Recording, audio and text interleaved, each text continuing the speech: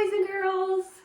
So good to see you on week 2 of our remote learning.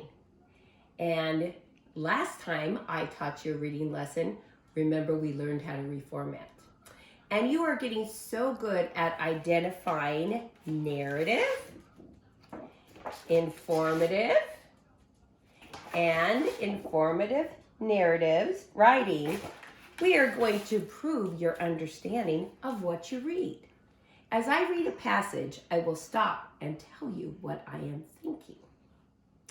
When Zoe visited Washington last summer, her grandma took her to the ocean. That's where she saw sea otters for the first time. Grandma said, otters are mammals that spend most of their time in the water. They have very thick, dark brown coats. Their coats keep them warm. I understand every word.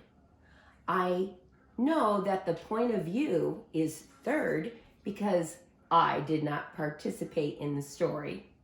The pronouns I, me, and my were not used. I think this is an informative narrative because it has characters, Zoe and Grandma, and it has a setting, Washington. It also is telling me a lot of information or facts about sea otters.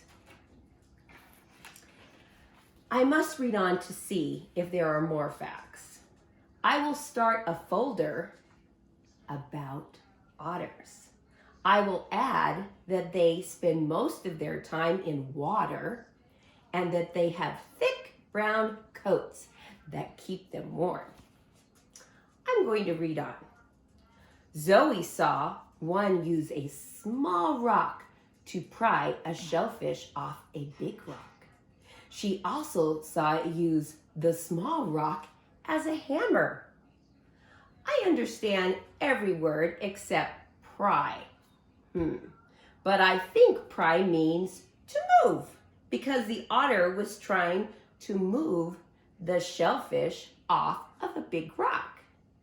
I will also add to my folder about otters that they crack open shellfish using a small rock. I'm going to continue reading.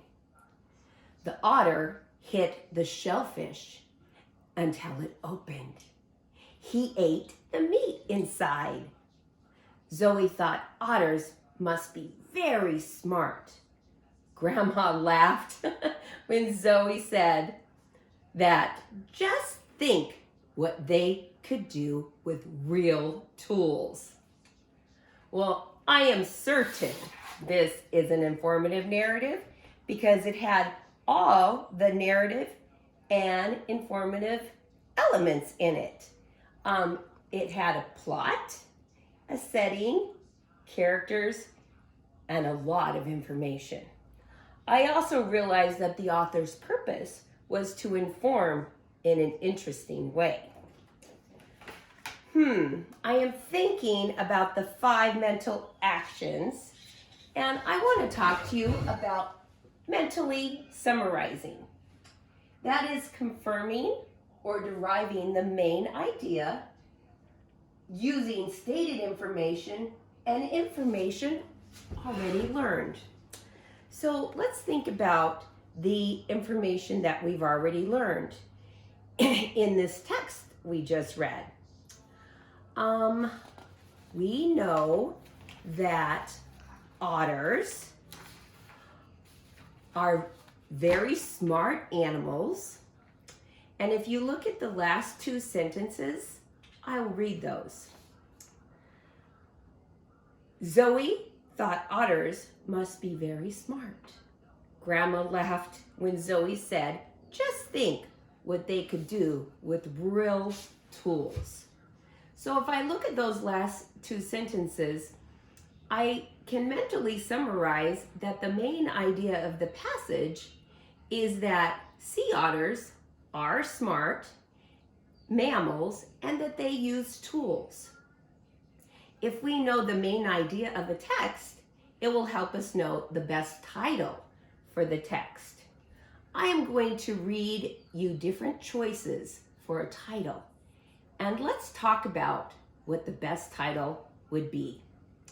First one, Zoe saw sea otters on her visit to Grandma.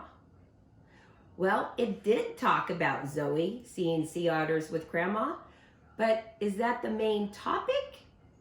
No, it's a detail in the story. It's an important detail, but it's not the main idea of the text. How about sea otters crack open shells? They did crack open shells. But again, that's just the detail in the story. How about Zoe learned facts about sea otters? Well, that's true. She did learn facts, but again, that's not the main idea of the text. That's a good detail. How about sea otters are smart mammals that use tools?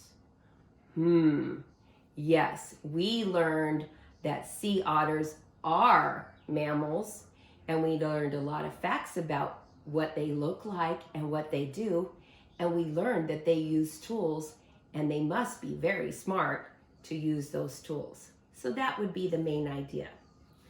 Okay, boys and girls, your next thing is you're going to take a quiz in Google Classroom. And it's going to be a quiz like this, where you're going to reread the text that I read to you about Zoe visiting her grandma. And then you're going to answer the question by choosing the best answer. Now, if you were listening really carefully, I went over all the answers with you as we talked about this. But if you need to, re-watch the video before you take the quiz. After you take the quiz, you'll know exactly how you did and what score you got.